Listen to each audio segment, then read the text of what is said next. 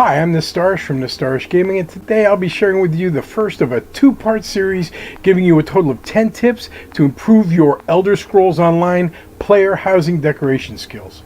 If you play ESO, then you are aware of their fantastic housing system. It's been around for a while now, but if you're new to it or haven't really tried it out, then this video will help you out a lot. In part one of this series, I'm going to give you the first 5 tips that will help you set the foundation for your house. In part 2, I'll share with you the important ideas for putting in the littlest of details, which make all the difference in the world.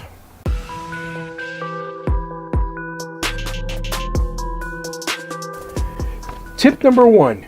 Think ahead. Try to decorate your house without a plan, or at least a general idea of what you want to do in that house will cause you a lot of headaches and waste a lot of your time. You'll decorate one section of the house, then when you have to move on to another part, you're going to have to try to make it match what you just decorated in the previous room. Not planning for that can lead to frustration, and you'll find yourself tearing apart the first room more times than not because you're at a total loss as to what to do with the rest of the house. Before you start, ask yourself, what type of home are you trying to make? Are you going for a country home feel, an aristocratic estate look? What is the overall goal as to how you want your house to look and feel? You don't need to sit down with a pen and paper and plot out what items you want to put where, but you do need a plan of attack, so to speak. This will make your life so much easier when it comes to not only putting the items into your house, but also what items you'll need to have before you even start, and gives you a general idea of how many slots you're likely to use. Tip number 2, learn to mix and match. ESO has a lot of great furnishing items to put into your house. You can make a really nice looking place with the things you can craft, buy, and get in drops. But if you really want to make your home unique, you need to think outside the box. You have to use your imagination and think about what you can make that ZOS doesn't offer in the game. Custom-made furnishings just take your home to that next level, and besides, you'll have the bragging rights to furnishings nobody else has. ZeniMax allows you to merge items together to make it look like something else. An example of this is a comfortable looking couch in front of a fireplace I made in my Gardner House Tavern. I took 4 stone orc beds with the fur covers on them and put them together to make a large, comfy couch. Just use your imagination and have fun with it. A lot of it is trial and error, but that kind of challenge is what makes housing so much fun. By the way, don't forget to link the items together so you can move them around as one piece. It's a lifesaver, trust me. It's so much easier than it used to be, and you'll be glad that they put that in the game. Tip number 3, use others for inspiration. When I first started tinkering with houses in ESO, I gotta tell you, I was really lost. I didn't know any of the things that I do today, so I decided to use what resources I had.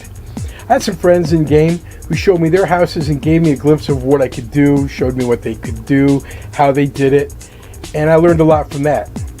I also scoured YouTube for any and all videos on player housing that I could find, and believe me, there are tons of videos out there.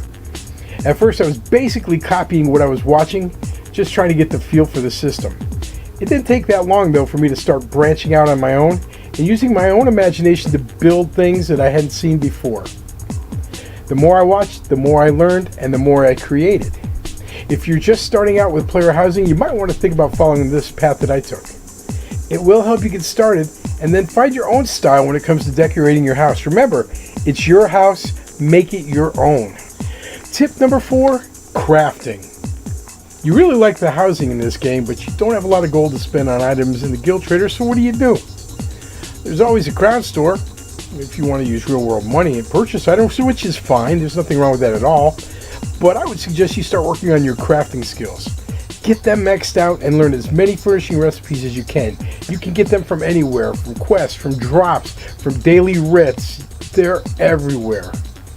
It'll save you a ton of gold in the long run, since you won't have to go to the guild traders to buy what you need, or even the cash you normally spend at the crown store. You can just craft what you need.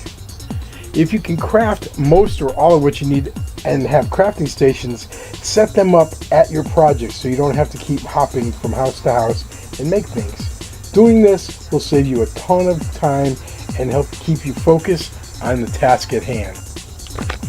Tip number 5, lighting. Lighting. I can't stress this enough. Lighting can change the whole look and feel of any house that you decorate. It's more important than most people think, and I see a lot of great homes that would have looked even better if they just used lighting to their advantage.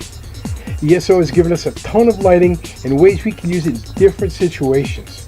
You can make it an obvious light source, such as, torches or chandeliers. You can also sink it into items, walls, and water effects to give the surrounding items a subtle glow. An example of this is using a Breton torch sunk into a fireplace to make the flames even higher and brighter. You can use lighting to cast shadow effects on different things as well. There really is no end to what you can do with the lighting in this game, and it really does bring out your features in your home. There are a variety of colors that you can use too.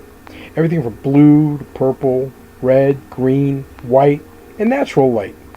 There are even bright flames, soft lights, glowing lights, pulsating lights, and flames. Quite a few of the lighting items are from achievements, so to take full advantage of what you can use in your lighting, you should try to get those quests done.